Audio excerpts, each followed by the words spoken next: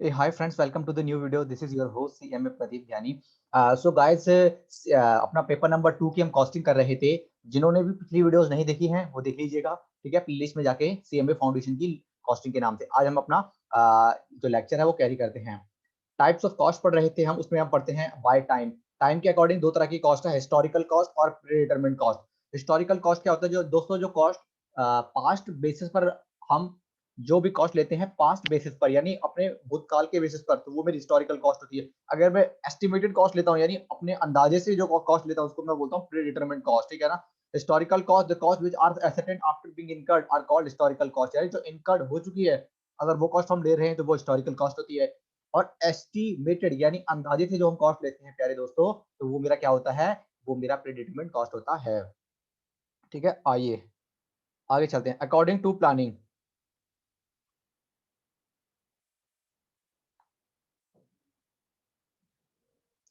According to planning and control, तो दो तरह की होती है हमारी, बजटेड कॉस्ट हो गया और स्टैंडर्ड कॉस्ट हो गया, ठीक है।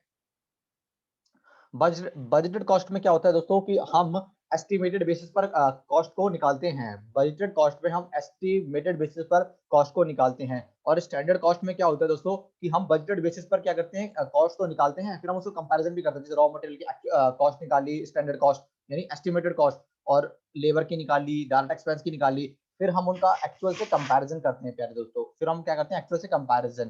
तो ये स्टैंडर्ड कॉस्ट, इसमें से केवल एस्टिमेटेड कॉस्ट निकालना होता है। इसमें क्या होता है, एस्टिमेटेड कॉस्ट हम निकालते भी हैं और फिर हम क्या करते हैं कि उनकी कंपैरिजन भी करते हैं, जो एक्चुअल होती है और जो स्टैंडर्ड होती है, ठीक है ना प्यारे दोस्तों।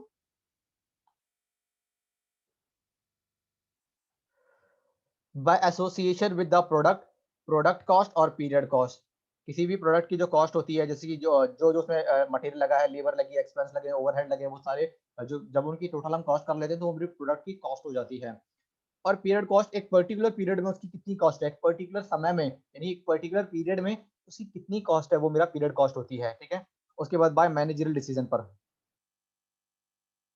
On the types of cost, on the basis of, ये टाइप्स ऑफ कॉस्ट आपकी फाउंडेशन में नहीं आएगा प्यारे दोस्तों। फाउंडेशन में बस उनकी डेफिनेशन पूछ सकता है, या ऑप्शनल में उनकी डेफिनेशन के बारे में पूछ सकता है, चार फोर टाइप ऑप्शन में।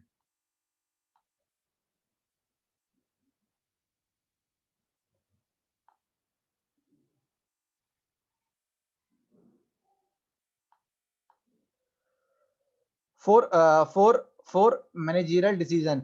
मार्जिनल कॉस्ट, मार्जिनल कॉस्ट होता है टोटल ऑफ वेरिएबल कॉस्ट। जितने भी वेरिएबल कॉस्ट है उनका टोटल जो होता है वो आपका मार्जिनल कॉस्ट होता है।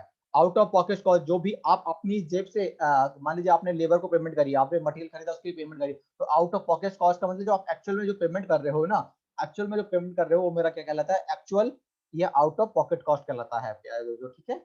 Okay, and differential cost, the change in cost due to change in the level of activity or pattern or method of production is also known as differential cost। differential cost का मतलब कि आपने 10 unit बनाई तो आपकी 1000 cost आई, आपने 20 unit बनाई तो आपकी 1500 कॉस्ट आ गई। तो 10 यूनिट एक्स्ट्रा बनाने से जो 500 रुपए की एक्स्ट्रा कॉस्ट आई है वो मेरा डिफरेंशियल कॉस्ट होती है। यानी एक्स्ट्रा यूनिट बनाने से, एक्स्ट्रा यूनिट बनाने से जो आपकी एक्स्ट्रा कॉस्ट आती है वो मेरा डिफरेंशियल कॉस्ट होती है। आपने 10 यूनिट बनाई, 10 यूनिट बनाने के लिए आपको 1000 रुपए की कॉस्ट आ गई।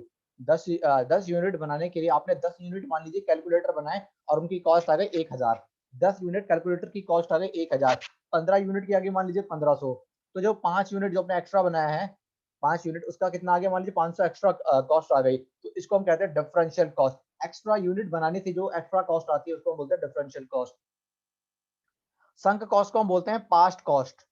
संक कॉस्ट को हम बोलते हैं दोस्तों पास्ट कॉस्ट। संक कॉस्ट का मतलब आपने कोई सामान खरीदा और उस पर आपने पेमेंट कर दी, तो अब वो कॉस्ट आपकी जा चुकी है, यानी जो कॉस्ट पास्ट में होती है, जो आप स्पेंड कर चुके हो, जो खर्च कर चुके हो, उसको हम बोलते हैं sunk cost. Okay, okay guys,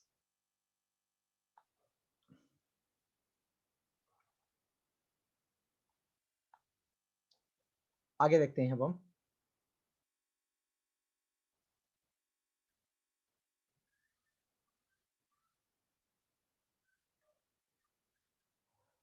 Imputed or notional cost, the cost which are notional in nature and do not involve any cash outlay. The chartered instrument defines it as the value of benefit where the no actual cost is incurred, even though such costs do not involve any such cash outlay but are taken into consideration while managerial decision. Example of cost are notional rent charge on business premises owned by the proprietor, interest on capital for which no interest has been paid when alternative capital is na. आप मान लीजिए imputed और notional cost को एक तरीके की opportunity cost भी बोलना चाह रहे हैं। मतलब कहने का मतलब ये है कि जब आपने ना क्या नाम है, कई क्या होता है, कई बार मान लीजिए कि जैसे कि मान लीजिए आपका आपने अपना बिजनेस स्टार्ट किया, ठीक है? तो आपने जो बिजनेस स्टार्ट किया ना, जो जमीन है वो आपकी अपनी खुद की है, घर की है। घर माने घर पे आपने एक सी फार्म ओपन कर ली, तो उसका आपको रेंट नहीं देना पड़ता ना। तो इम्प्यूटेड और नोशनल कॉस्ट कहने का मतलब ये, भले ही आपको रेंट नहीं देना पड़ रहा, लेकिन आपको उसको भी कॉस्ट माननी चाहिए एज अ कि आप इसी को एज अ रेंट या प्रीमाइसेस के लिए रेंट दे रहे हैं, ठीक है ना? तो ये इम्प्यूटेड और नोशनल कॉस्ट होती है।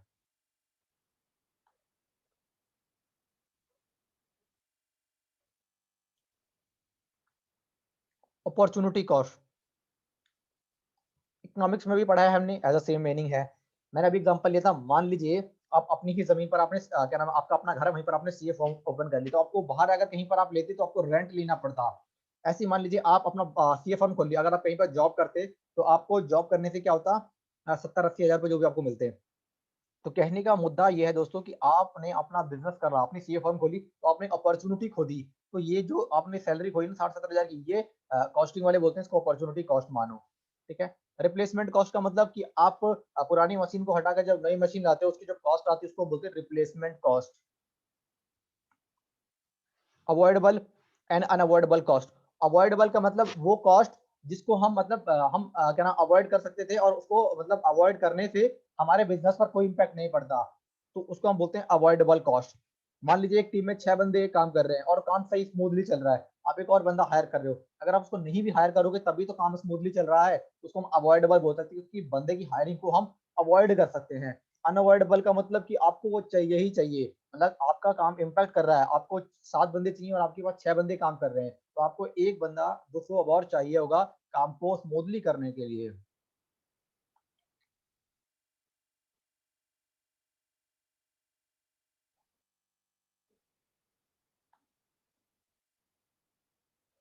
अब हम पढ़ते हैं टाइप्स ऑफ कॉस्टिंग दोस्तों। तो सबसे पहला है यूनिफॉर्म कॉस्टिंग। यूनिफॉर्म कॉस्टिंग ये सब चीजें हम इंटर और फाइनल में पढ़ेंगे, बट हम इनकी टर्मिनोलॉजी समझ लेते हैं। यूनिफॉर्म कॉस्टिंग का मतलब कॉस्टिंग का दोस्तों एक ऐसा मेथड, दोस्तों ये बोला जाता है कि कॉस्टिंग का आपको जो कंपनीज है ना उनको एक ही फॉर्मेट रखना चाहिए, ताकि जो कॉस्ट ऑडिटर होता है उसको चीजों को समझने में आसानी हो।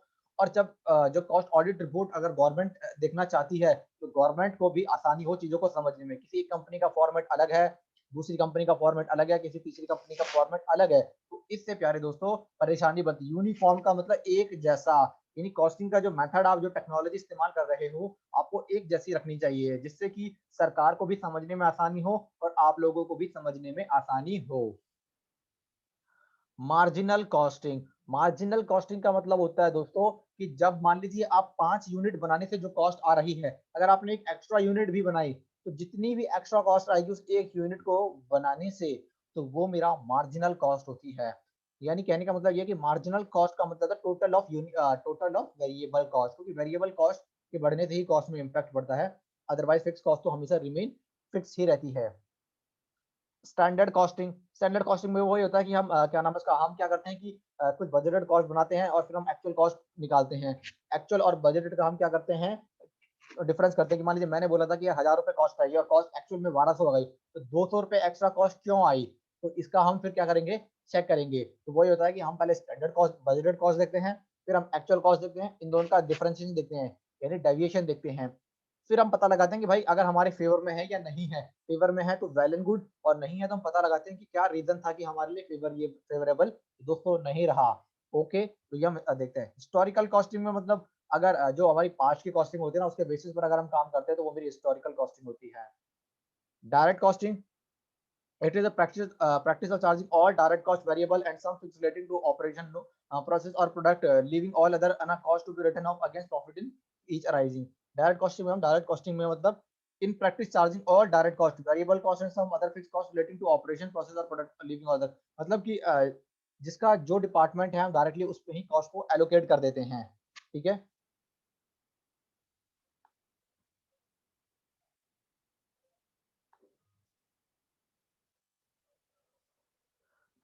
लास्ट है absorption costing. It is the practice charging all cost, both variable and fixed, to proportion, process or product. This differ from marginal costing when fixed costs are excluded. Absorption costing में हम क्या कर लेते हैं, fixed cost को क्या कर लेते हैं, अलग कर लेते हैं, जबकि उसमें मार्जिनल कॉस्टिंग में हम फिक्स कॉस्ट को भी लेते हैं, ठीक है। अब एक बार क्या पढ़ा था अभी हमने आज, वो हम देख लेते हैं, फिर क्लास का एंड कर देते हैं आज की। धीरे धीरे करके करेंगे, आपका 20 नंबर आपके कवर आपकी जेब में आ जाएंगे। प्रैक्टिकल भी सारे कवर कराऊंगा मैं।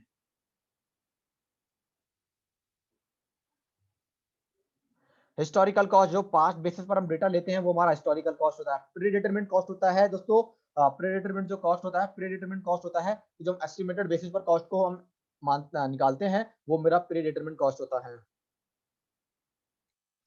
According to planning and control, यानी बजटेड कॉस्ट में हम केवल जो एस्टिमेटेड कॉस्ट होती है वो निकालते हैं, बजटेड में वो भी करते हैं, उसके अलावा हम एक्चुअल से और बजटेड से कंपैरिजन करते हैं, और जो भी डिफरेंस आता है अगर वो हमारे फेवर में है तो ओके है, और अगर फेवर में नहीं है तो पता लगाते हैं कि इसका फेवर में ना आने का रीजन क्या था। यानी कॉस्ट जो है, माने हमने बोला 1000 रुपए कॉस्ट आएगी और एक्चुअल में 2000 आ गई, तो 1000 कॉस्ट एक्स्ट्रा क्यों आई, हम उनके कारणों का पता लगाएंगे और उनको सुधारने की कोशिश कर सकेंगे। प्रोडक्ट कॉस्ट, एक प्रोडक्ट की टोटल कॉस्ट कितनी होगी, मैंने उसकी मटेरियल का, लेबर कॉस्ट और जो डायरेक्ट एक्सपेंस कॉस्ट है उसको हम ऐड बैक कर देंगे।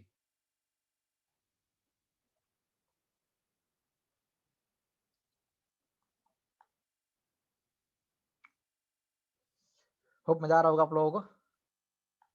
कोई भी डाउट है तो आप पूछ सकते हैं किसी भी टॉपिक में, और किसी भी क्लासेस में, फाउंडेशन की किसी भी सब्जेक्ट में। अब हम पढ़ते हैं मैनेजरियल डिसीजन में मार्जिनल कॉस्ट क्या होती है दोस्तों। मार्जिनल कॉस्ट होती है दोस्तों एक एक्स्ट्रा यूनिट बनाने से, एक एक्स्ट्रा यूनिट और बनाने से आपको जितनी एक्स्ट्रा और कॉस्ट आई है उसको हम बोलते हैं मार्जिनल कॉस्ट। मान लीजिए आपने 10 यूनिट बनाने से आपकी टोटल कॉस्ट 1000 रुपए आई, ठीक है, और आपने 11 एक एक्स्ट्रा यूनिट बना ली, एक एक्स्ट्रा यूनिट बनाने से आपकी कॉस्ट मान लीजिए 1050 आ गई, तो ये जो 50 रुपए की एक्स्ट्रा कॉस्ट है दोस्तों, ये मेरी मार्जिनल कॉस्ट यानी एमसी कहलाती है, marginal cost. Out of pocket cost, जो भी कॉस्ट आप एक्चुअली में पेमेंट कर रहे हैं वो आपकी out of pocket cost, out of pocket cost होती है। Okay. Differential cost, differential cost का मतलब कि हम कॉस्ट के मेथड को, कौन सा मेथड यूज कर रहे हैं, सेम मेथड यूज कर रहे हैं या डिफरेंट मेथड यूज कर रहे हैं। संक कॉस्ट को हम पास्ट कॉस्ट भी बोलते हैं, जो कॉस्ट हमने स्पेंड कर चुके हैं हम ऑलरेडी, जो कॉस्ट हम ऑलरेडी स्पेंड कर चुके हैं वो हमारी संक कॉस्ट है। आपने कोई मशीन खरीद ली तो आपकी संक कॉस्ट होगी, यानी अब आपकी, आपने पेमेंट कर चुके हैं इसको।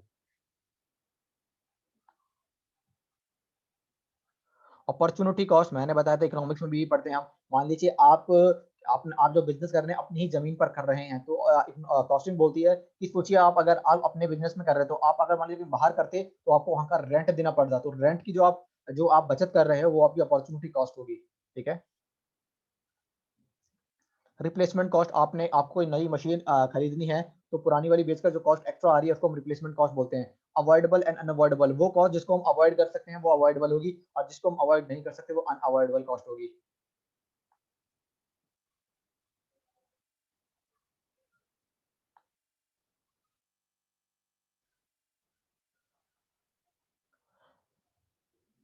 Types of costing, uniform costing, यानी जो कॉस्टिंग के मेथड जो है ना, कॉस्टिंग के जो मेथड है वो एक जैसे होने चाहिए, जो कॉस्टिंग के जो मेथड है वो एक ही जैसे होने चाहिए। मार्जिनल कॉस्टिंग, मार्जिनल कॉस्टिंग का मतलब दोस्तों सिंपल सा है, एक एक्स्ट्रा यूनिट बनाने से, जितनी एक्स्ट्रा कॉस्ट आई है उसको हम मार्जिनल कॉस्टिंग बोलते हैं। स्टैंडर्ड कॉस्टिंग, इसमें क्या होता है, एस्टिमेटेड कॉस्ट भी लेते हैं और एक्चुअल कॉस्ट भी लेते हैं, फिर हम दोनों का कंपैरिजन करते हैं। हिस्टोरिकल कॉस्ट, जो हम पास डेटा के बेस पर जो कॉस्टिंग करते हैं उसको हम बोलते हैं हिस्टोरिकल कॉस्ट। डायरेक्ट कॉस्टिंग, हम डायरेक्टली जो कॉस्ट जिससे रिलेटेड करती है हम उसी को डायरेक्टली एलोकेट कर देते हैं, जिस डिपार्टमेंट से जो जिस फील्ड से रिलेटेड होती है उसको हम वहीं पर एलोकेट कर देते हैं डायरेक्टली। एब्जॉर्प्शन कॉस्टिंग में क्या होता है, हम फिक्स कॉस्ट को एक्सक्लूड कर देते हैं, बाकी सारी कॉस्ट हमको हम लेते हैं। सो गाइस, आज का लेक्चर को हम यहीं फिनिश करते हैं, होप आपको अच्छा लगा होगा। कोई भी डाउट है तो आप मुझसे पूछ सकते हैं, ठीक है। फाउंडेशन की इकोनॉमिक्स भी चल रहा है, अपना बिजनेस भी चल रहा है और अपना लॉ भी चल रहा है, तो इन सब चीजों की टेंशन नहीं लेनी है। So guys, that is all for today, best of luck and study करते रहिए और सेफ रहिएगा आप।